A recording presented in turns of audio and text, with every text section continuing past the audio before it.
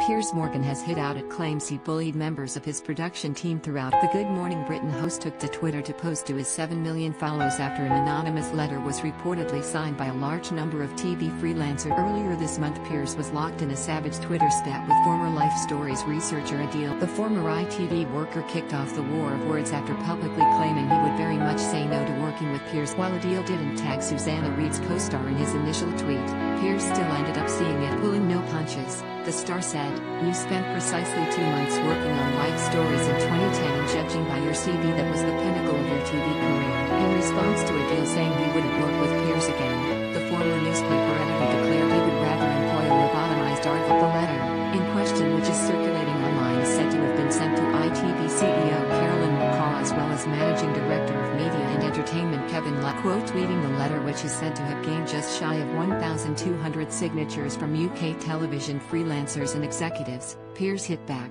"Beyond Mr. Amini targeted me, saying he wanted to poke the beast. I am therefore the victim." Piers continued, "These signatories are now victim-shaming me. I have no choice but to now report my own ordeal at the hands of these 1,200 victim-shaming bullies. Do I like what you see? Then fill your boots."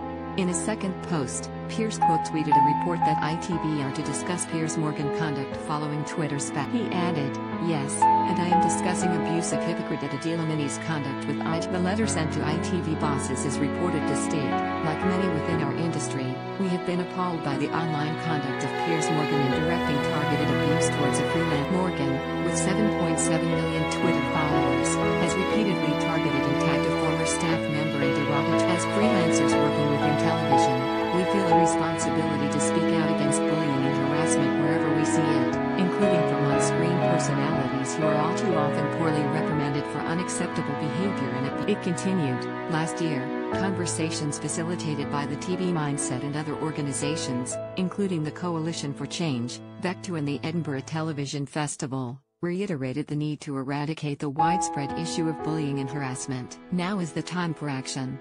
We believe silence in the face of harassment is complicity, which in turn allows abusive behavior to continue behind the scenes at every level of program making. In particular, the abuses of on-screen talent are all too often overlooked, at the expense of the dignity, health and safety of the freelancers. GMB continues tomorrow at 6 a.m. on IT.